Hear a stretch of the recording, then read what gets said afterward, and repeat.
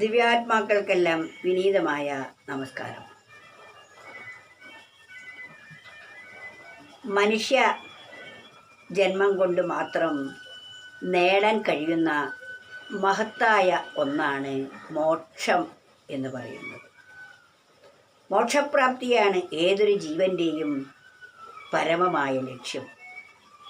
ദേഹത്തിനകത്തകപ്പെട്ടപ്പോൾ ദേഹത്തിൻ്റേതായ കർമ്മവാസനകൾ കലർന്നതിനാൽ ജീവൻ എന്ന പേരിൽ അറിയപ്പെടുന്നു. ജീവനായി തീർന്നപ്പോൾ ആ പലതരത്തിലുള്ള മാലിന്യങ്ങൾ വന്നു ചേർന്നു. പഞ്ചഭൂത നിർമ്മിതമായ ദേഹം നിർമ്മിച്ച് അതിൽ സർവേശ്വരൻ പ്രവേശിച്ചപ്പോൾ ഞാനെന്ന തോന്നലുണ്ടായി. ആ തോന്നലാണ് വാസ്തവത്തിൽ ജീവൻ എന്ന് പറയുന്നത്. ജീവനായപ്പോൾ അതിൽ ഒരുപാട് കർമ്മവാസനകൾ കലരുന്നു. അപ്പോൾ ഈശ്വരൻ്റേതായ ഭാവം ഒന്നും തന്നെ ജീവന് അറിയാൻ കഴിയുന്നില്ല. ജീവൻ്റെ 3 ഉപകരണങ്ങളിൽ ഒന്നാണ് ബുദ്ധി, മനസ്സ്, ശരീരം. ഈ 3 ഉപകരണങ്ങളെ കൊണ്ടാണ് ജീവൻ തൻ്റെ വാസനകൾ അനുഭവിച്ച് പരിപൂർണതയിൽ എത്തിച്ചേരുന്നത്.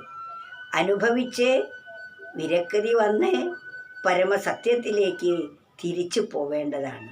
അതാണ് ജീവൻ്റെ ധർമ്മം. അതിന് പകരം ജീവൻ ഇവിടെ എന്തു ചെയ്യുന്നു? ഇവരുടെ അടിമകളായിത്തീരുന്നു. ഉപകരണങ്ങൾ എന്തു പറയുന്നുവോ അത് കേൾക്കുന്ന ഒരു ദാസനായിത്തീരുന്നു. ബുദ്ധി ജീവൻ ഉണ്ടായത് തന്നെ ദേഹത്തിൽ പ്രവേശിച്ച് ഇതിനെയെല്ലാം ചലിപ്പിക്കാൻ തുടങ്ങിയപ്പോഴാണ് ജീവനായത്. അതിൻ്റെ മറ്റൊരു തരത്തിലുള്ള ചലനത്തിനാണ് ബുദ്ധി എന്ന് പറയുന്നത്. അതേ ശക്തി തന്നെ ആ ബുദ്ധിശക്തി വീണ്ടും ചലിച്ചപ്പോഴാണ് മനസ്സായി രൂപാന്തരപ്പെട്ടത്. മനസ്സായി രൂപാന്തരപ്പെട്ടപ്പോൾ മനസ്സും ബുദ്ധിയും ഒന്നിച്ചു ചേർന്ന് ഇന്ദ്രിയദ്വാര ബഹിർഗമിച്ചപ്പോൾ പല വസ്തുക്കളെയും ചെവിയിലൂടെ ശബ്ദവും, കണ്ണിലൂടെ രൂപവും, നാവിലൂടെ രസവും, മൂക്കിലൂടെ ഗന്ധവും, ത്വക്കിലൂടെ ചൂടും തണുപ്പും എല്ലാം അറിയാൻ തുടങ്ങി. ഇവയെല്ലാം തന്നെ ദ്വന്ദ്ങ്ങളോട് കൂടിയതാണ്. നല്ലതെവിടെയുണ്ടോ മറ്റൊന്നിനെ ചീത്തയായി തോന്നും. എല്ലാം ഒരേപോലെ അല്ല നമ്മൾ കാണുന്നത്, ഒക്കെ വ്യത്യസ്തമായിട്ടാണ്. എനിക്കിഷ്ടപ്പെട്ടത്, എനിക്കിഷ്ടപ്പെടാത്തത്, എനിക്ക് വേണ്ടത്, എനിക്ക് വേണ്ടാത്തത്. അതുപോലെ എല്ലാ കാര്യങ്ങളും തനിക്ക് അനുകൂലമായതൊക്കെ സുഖം തരും, പ്രതികൂലമായതൊക്കെ ദുഃഖവും തരുന്നു.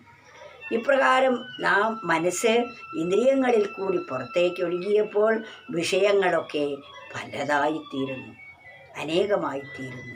അവയുടെ സംഘട്ടനമാണ് നമ്മുടെ ചിത്തത്തിൽ പ്രതിഫലിക്കുന്നത്. അപ്പോഴാണ് നമുക്ക് പരസ്പര വിരുദ്ധമായ ചിന്തകൾ അശാന്തിക്കും ഏകചിന്തകൾ ശാന്തിക്കും കാരണമായിത്തീരുന്നു.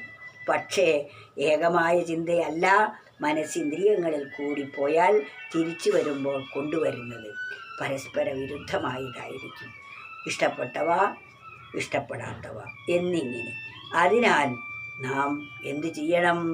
ധർമ്മവും മോക്ഷവും നേടാൻ മനുഷ്യാത്മാവിനെന്നിയേ കഴിവില്ലെന്നു കരളിൽ കരുതിയിടേണമേവനും. ധർമ്മം ശീലിച്ചുകൊണ്ട് മോക്ഷപ്രാപ്തി ധർമ്മത്തിലൂടെയാണ് നാം ഇതിൽ നിന്നെല്ലാം പരിപൂർണ സ്വാതന്ത്ര്യം നേടേണ്ടത്. ആ പരമസ്വാതന്ത്ര്യത്തിനാണ് മോക്ഷം എന്ന് പറയുന്നത്. നമ്മുടെ സഹജമായ പ്രകൃതം എന്തോ അതിലേക്കുള്ള തിരിച്ചെത്തി അതായി തീരലാണ് മോക്ഷം എന്നത്. അതാണ് മാനവ ജന്മം കൊണ്ട് നാം നേടേണ്ടത്. അതാണ് ധർമ്മവും.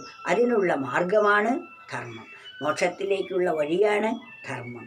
ധർമ്മവും മോക്ഷവും നേടാൻ മനുഷ്യാത്മാവിനെന്ന്. ആ ധർമ്മവും മോക്ഷവും നേടാൻ മനുഷ്യന് മാത്രമേ സാധിക്കുകയുള്ളൂ. കഴിവില്ലെന്നു കരളിൽ, മനുഷ്യാത്മാവിന് മാത്രമേ കഴിയൂ എന്ന് നമ്മൾ കരുതിയിടേണമേവരും. ഏതൊരു വ്യക്തിയും ഈ മനുഷ്യ ശരീരം കിട്ടിയാൽ മാത്രമേ നമുക്ക് ധർമ്മവും മോക്ഷവും കൈവരിക്കാൻ സാധിക്കുകയുള്ളൂ. ഒരു മനുഷ്യൻ നേടേണ്ടത്, അതായത് മോക്ഷമാണ് പരമലക്ഷ്യപ്രാപ്തിയെങ്കിൽ ആ മോക്ഷത്തിലെത്താൻ 3 പടികൾ കൂടി നമുക്കുണ്ട്. ഒന്നാമത്തേത് ധർമ്മം. ധർമ്മമാകുന്ന അടിത്തറ, ബേസ്, എന്തിനും അടിത്തറയാണ് ധർമ്മം. ആ ധർമ്മമാകുന്ന അടിത്തറയിൽ 2 കോണിപ്പടികൾ വെച്ചിരിക്കുന്നു. അവയിൽ ചവിട്ടി വേണം മോക്ഷമാകുന്ന സൗധത്തിൽ എത്തിച്ചേരാൻ. ആ കോണിപ്പടികളാണ് അർത്ഥവും കാമവും.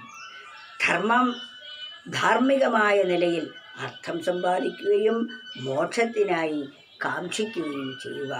ഇതാണ് പുരുഷാർത്ഥത്തിൻ്റെ ഏറ്റവും ചെറിയ രത്നച്ചുരുക്കം. എന്നാൽ ഇതിനു വേണ്ട പക്വത ഇല്ലാത്ത വ്യക്തികൾക്ക് ഇതേ പുരുഷാർത്ഥങ്ങളെ, ഇതേ അവസ്ഥയെ മറ്റൊരു തരത്തിൽ വ്യാഖ്യാനിച്ചിരിക്കുന്നു. അതെന്താ? ധാർമ്മികമായ നിലയിൽ നമ്മൾ അർത്ഥം സമ്പാദിച്ച് ദേഹത്തെ സംരക്ഷിച്ച് അടുത്ത ദേഹം ഉപേക്ഷിച്ച ജീവന്മാർക്ക് ശരീരം കൊടുക്കുന്നതിനായി നാം ഗൃഹസ്ഥാശ്രമം സ്വീകരിക്കേണ്ടി വരുന്നു. അങ്ങനെ ഗൃഹസ്ഥാശ്രമം സ്വീകരിച്ച് അതിൽ മറ്റ് അത്യന്തം കാക്ഷിച്ചു കൊണ്ടിരിക്കുന്ന ജീവന്മാർക്ക് ശരീരം കൊടുക്കുന്നതിനാണ് പുത്രോത്പാദനം കൊണ്ടുദ്ദേശിക്കുന്നത്. ആ ഗൃഹസ്ഥാശ്രമധർമ്മം, ഗൃഹധർമ്മം.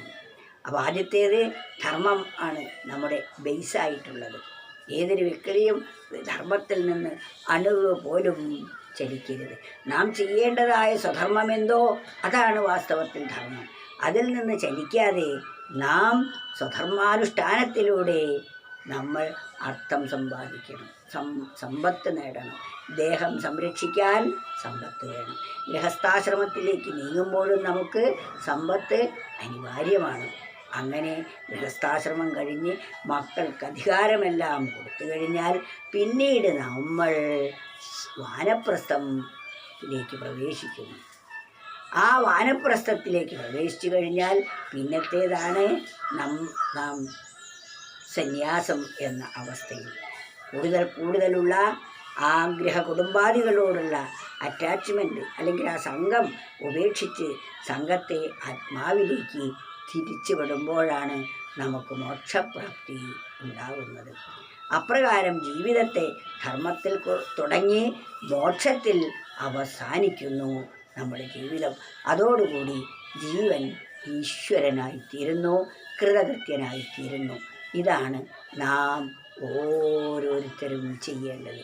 ഇവിടെ ഗൃഹസ്ഥ ധർമ്മത്തെ ഒരിക്കലും തള്ളിക്കളഞ്ഞിട്ടില്ല.